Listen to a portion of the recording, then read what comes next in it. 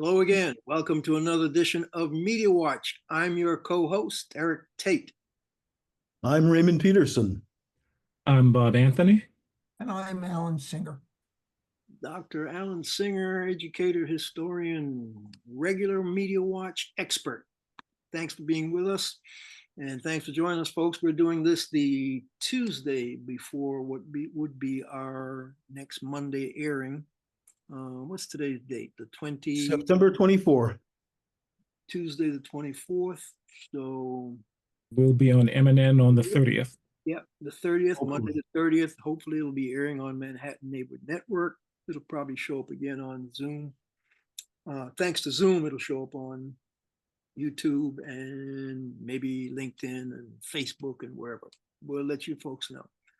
But this is the week that the UN General Assembly is in session, and we'll probably touch on some of that. But being Media Watch, a media story came across my inbox that just totally flabbergasted me. And it was one-time CNN anchor Chris Cuomo. I keep remembering these different Cuomos, but yes, it was Chris who was with CNN. Got into an on social media tiff with Alexandria Ocasio-Cortez because Ocasio-Cortez was a little bit upset by the fact that the Israelis had used a very ingenious method of going after Hezbollah in personnel by planting explosive devices in their pagers and walkie-talkies. And I call it ingenious because it was diabolically ingenious. And I have to give them credit for a really smart kind of move to go after your enemy. My caveat with it is they didn't care where those pages were or who was wearing them, might be next to whomever. And so they just exploded all across the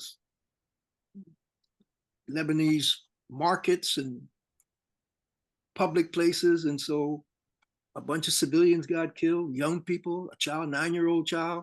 And Ocasio-Cortez was very upset that the Israelis did not care anything about those civilian population being targeted, whether it was collateral damage or whether they thought the 9-year-old girl was part of Hezbollah. And so she called out the Israelis on that, and Chris Cuomo was incensed. And so he was charging her with possibly wanting to be also giving aid and comfort to Al-Qaeda. That was his question. Oh, would you be defending Al-Qaeda next? I guess because he thought she was defending Hezbollah. And I don't think she was defending Hezbollah based on what I read. I thought she was calling out the Israelis for killing civilians indiscriminately while they were targeting Hezbollah. So I don't know if you guys saw any of that story, but what's your take? Am I misinterpreting? Were the Israelis justified in just blowing up people left and right with this pager move? No, I don't think you are wrong, Eric. I mean, we've seen with their bombing of Gaza, we see that they have very little regard for Arab life, Muslim life, period. So they obviously didn't care who got hurt with these pagers. They know that people are going to carry these pagers around, and they can't determine where those people are going to be when they decide to set them off. So, total disregard for humanity. That's the way I see it. But there, you brought up something interesting. I don't know if we want to get into this right now. Your take on why Netanyahu is doing this, trying to disrupt our election. Anyhow, go ahead. Well, I mean, I agree with you, Eric, in the sense that it was diabolical. And, I hate to say clever, but these things went off wherever the people happened to be. And there was one case where they, a number of them went off at a funeral. So, imagine that.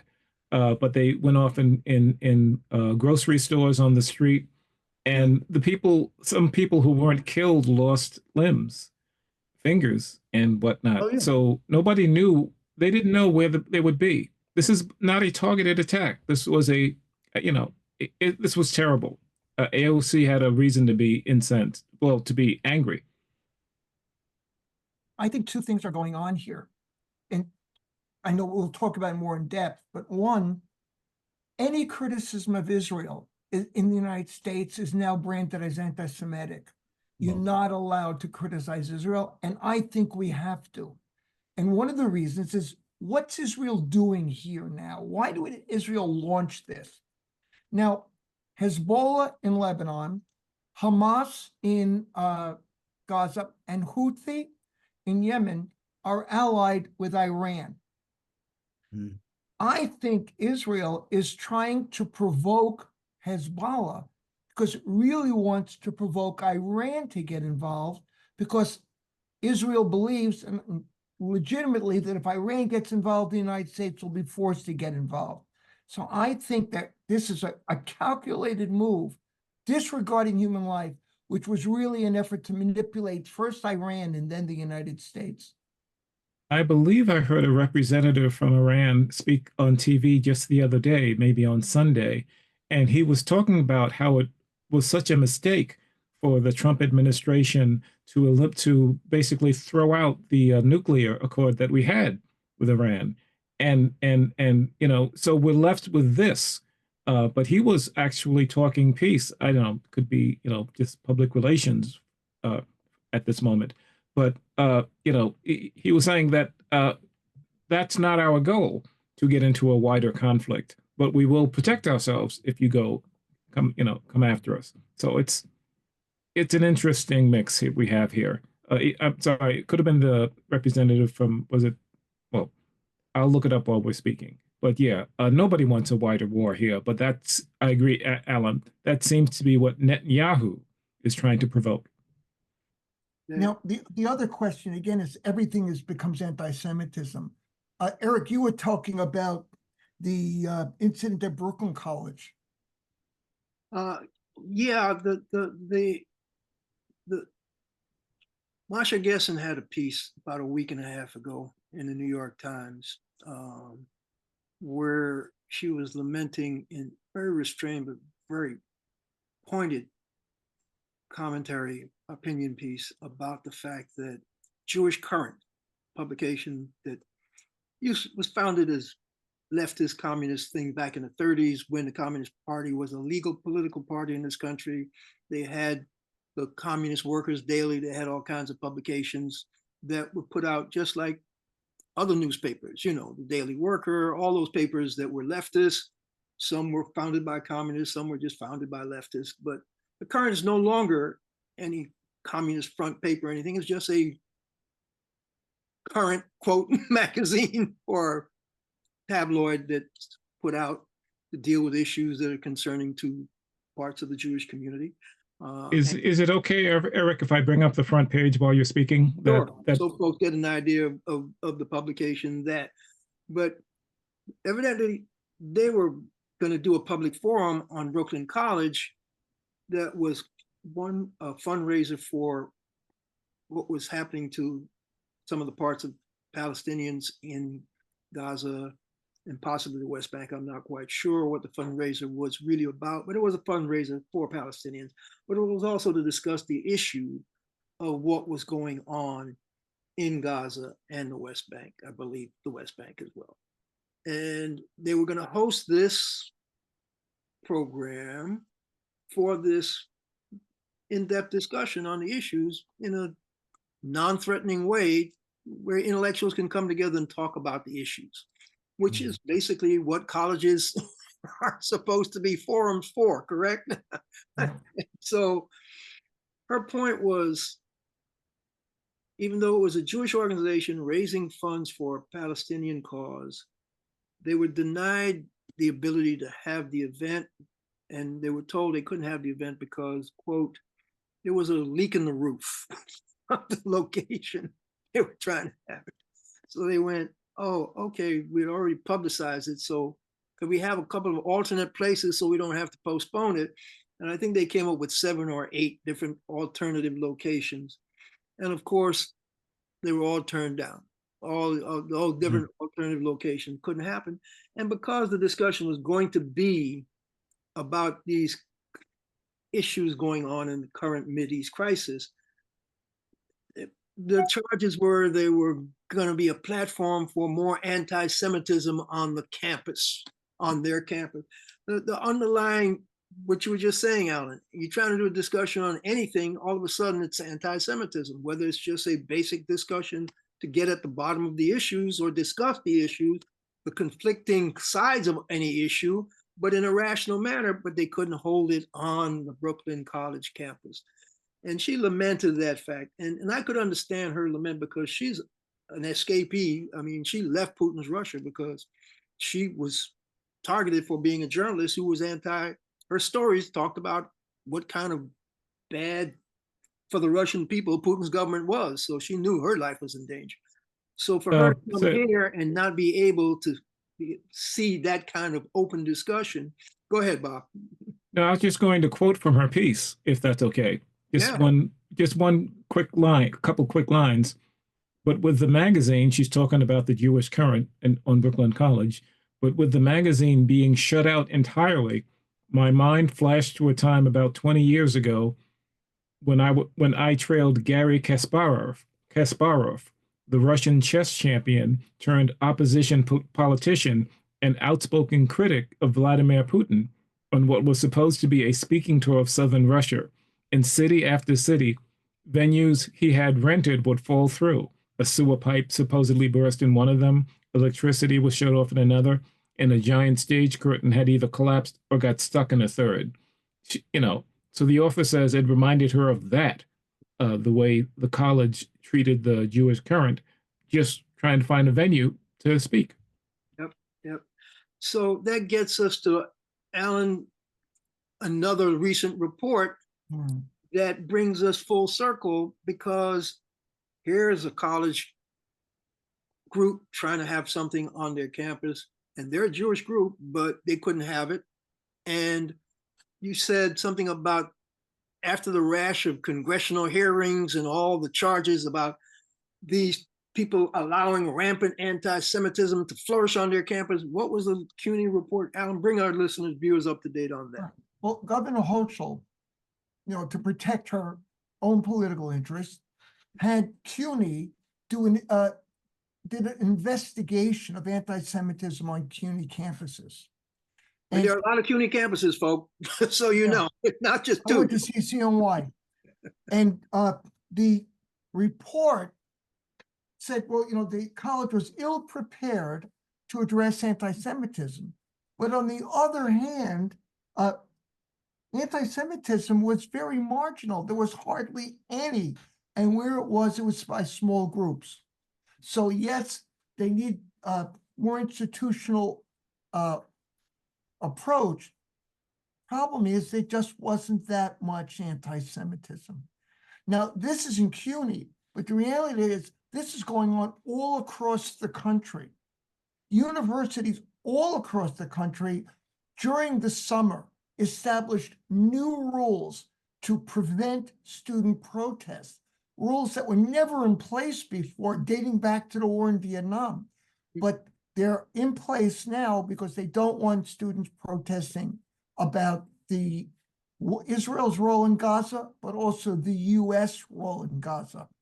And this silencing is because of two things. One, at public colleges, the politicians are pushing for this.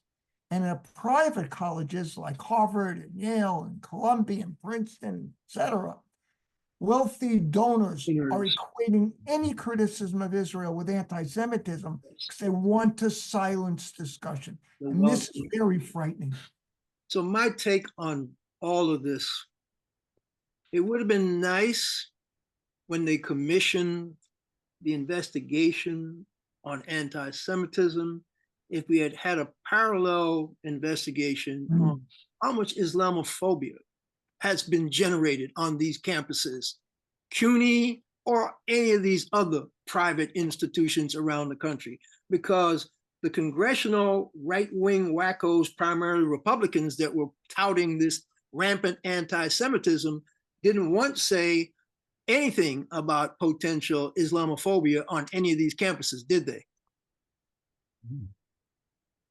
I don't remember him claiming any problem and looking for any such reining in to my knowledge, but memory says of all the people who died in the last 2 years from craziness and actions taken by people stirred up by anti-anything, there were Palestinians or Muslims in 2, maybe 3 places. I think one was in Massachusetts somewhere. Do you remember that story when those 2 boys, those 2 young men, one of It was those from Vermont, Burlington, Vermont. okay, somewhere in New England, and there was some young kid somewhere in the Midwest in Ohio or Indiana, a young boy, 9 years old, who lost his life because some wacko, some anti-Islamic craziness took his life. Those are the only deaths that I can remember since we've been trying to keep tabs of this stuff.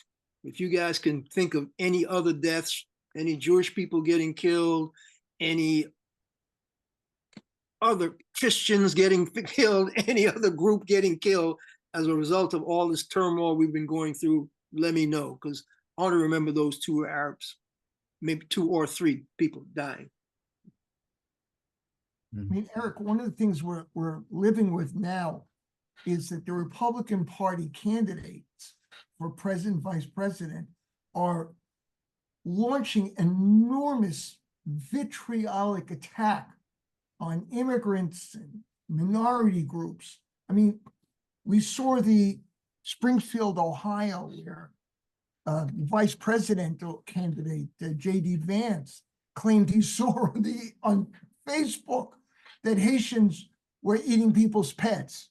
And then we have Donald Trump announcing he's going to go to Springfield to stop it.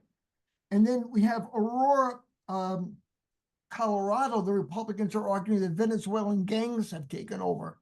And in both Springfield and in Aurora, Republican mayors have said this isn't true. But that hasn't stopped them. And this is very scary. The level of nastiness, the level of attack on people. And remember Trump, when he ran, I think it was 2016, wanted a Muslim ban, block people from entering the country. Mm-hmm.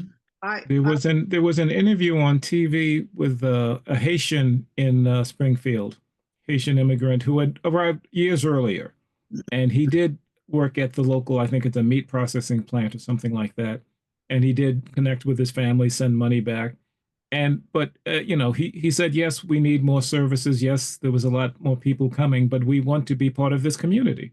You know, we're here to work. We're here to do good things. And they spoke about the need for translators and whatnot. Mm. Then in the same interview, they spoke to a white woman in town. She said she was going to vote Republican.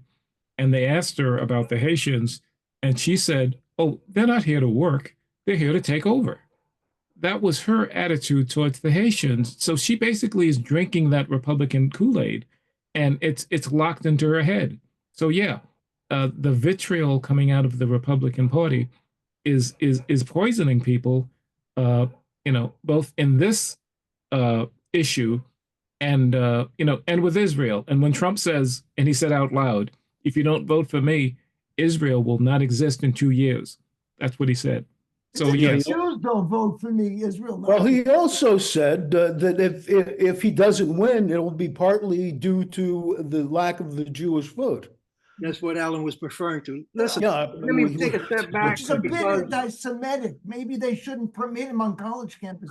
I'm so you guys have raised for me what I've been saying. We have to beat this drum because J.D. Vance and Donald Trump are demonizing immigrants because they think the immigration is an issue that they can win on.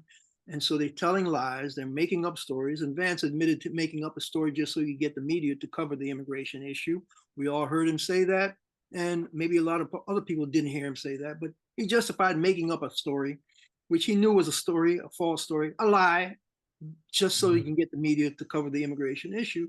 But I'm saying, and I keep coming back to this, this is not a normal election. We're not going to try to report this as a blow by blow. This guy's up, this lady's down, this lady's up, this guy's down. We're talking about the fact that the Republican Party has been a non-viable, and they understood it because they're just predominantly white people who are getting older and have not broadened their operational base. So the way for them to try to stay in power is to suppress the vote, pass voter suppression laws, try voter intimidation, try to get states to change, like they tried in Nebraska, change the electoral college makeup to make sure Trump could get all the electoral college. Anything that's anti-democratic, anti-people actually practicing the rules of a formal democracy, like one vote counts, every vote should count, one person, one vote, anything that would cause them to be still called a legitimate political party, they threw out the window 20, 25 years ago, if not before then. Ronald Reagan went to Kenosha, what's that town in Mississippi? When he wanted, it wasn't Kenosha. Kenosha is in Wisconsin, but yeah, I know what town. Yeah, but it's a sound-alike name in. Is it Neshoba? Neshoba County, Mississippi. That's right. And that was because he knew that was the dog whistle place to launch his campaign. He picked that deliberately. So Max Boot has a new book coming out where he's questioning whether the roots of Trumpism is in Reaganism, because he now is writing a new Reagan biography, and he's wondering maybe this isn't the guy I should have been putting up on. I said, you don't have to wonder, buddy. That guy, and there's a quote from the reviewer, Reagan was adept at the dog whistle. He knew exactly what dog whistle to blow to get the racist thing. And we talked about George H.W. Bush and Willie Horton. For years, these people have based their appeal to predominantly Southern whites to shore up their party by playing the race fear card. And guess what J.D. Vance and Donald Trump are trying to do on steroids now? So that party keeps putting up these racist candidates, these immoral candidates. The lieutenant governor of North Carolina that's running for governor. My brain will not let me call his name because he's such an abhorrent person, and my brain doesn't like that kind of nastiness in it. So you guys will have to call up his name for our viewers. But this is the guy who called himself Black Nazi. Mark Robinson. Black Hitler. Yeah, isn't his name Black Hitler? Mark Robinson. The guy who did all this craziness on the porn site, who Donald Trump loves and calls Martin Luther King on steroids. Now all his top campaign aides have resigned from his campaign, but I haven't heard any major Republican denounce him. Donald Trump hasn't denounced him. J.D. Vance hasn't denounced him. So my point is, these people are the sick, morally repugnant people, the racist people that the Republican Party has been cultivating for 40 plus years, and now it's no longer a dog whistle. Ronald Reagan was adept at dog whistle. What does J.D. Vance and Donald Trump have? Bullhorn megaphone. Yeah. All about racist fear, stoking it for the immigration issue, trying to get votes. That's my soapbox opera. Let's move on to what else we need to move on to. But if I'm wrong, Adams. No, we got more in the Mideast. Where are we on the reason why this election is crucial, and the reason why I think, Ray, you hit on it, why Netanyahu is escalating this war is because he knows it's so close to our election, he can get away with doing this without the American government stepping up to slap him on the wrist, because this election is so close, the Democrats are afraid to call him out. Alan, you had a thought on this earlier. You might want to express it about why would he do what he's doing? Why would he escalate this war to such an extent to torpedo the Gaza peace agreement, ceasefire agreement, and try to drag Iran into this war? Well, I guess Jews are not a significant voting bloc in the United States. largest populations are New York, Massachusetts, Illinois, California. Those states are going Democrat. So the Jewish vote is just not that important. But the pro-Israeli groups have a number of very wealthy supporters. The most prominent one is the casino magnate Adelson, who has pledged, I believe, 100,000, Yeah. 100 million, what else, $100 million. He loves Trump. Yeah. So what you have is powerful financial interests are supporting Israel from the Jewish community. And they control a lot. They control significant amounts of money. But the And Democrats are not going to get that money anyway. So why would they be worried about losing that? They know they're not getting it. She's already come out and said how much she loves Donald Trump because of what he's done for Israel. Yeah. You know, so why would you be afraid of losing that money that you're not going to get when there's a more righteous cause that you can actually appeal to small donors to help? I mean, that first 500 million she got when she got to the top of the ticket, a whole bunch of that came from small donors. Yeah. Remember it says, Including correct? me. Including me. But Me but too. but, I but this sent is her- a function of how close the election is. When Kamala spoke to the NABJ a few days ago, a week ago, they pressed her on the point of Israel relations and whether there should be more pressure placed on them, and she kind of danced around that question because she damn knew she had to. And Yeah. with that we have a minute left. Oh, okay. Really? Well, I didn't realize that much time had passed. But Alan, you said we want to get to New York politics. Mayor Adams, the federal investigation. Quick update. Well, one, there are a series of federal investigations about his campaign and whether he got unreported money from foreign governments. Yep. But at the same time, he's being abandoned by a lot of the people who had key roles in his administration. And it's not clear the connection. Yep. But David Banks, the head of the schools, said he's leaving in December. The head of the Okay. police resigned. The head of the medical doctor left. His lawyer quit. Okay. his And the rest of the staff chances is are getting, under investigation. All right. and with that, we're out of time. Well, folks, thanks for joining us. It went quicker than I thought it would, but hopefully we covered some stuff, opened some eyes, probably pissed off a few other people, and we'll catch you the next time. I'm Eric Tait. I'm Raymond Peterson. I'm Alan Singer.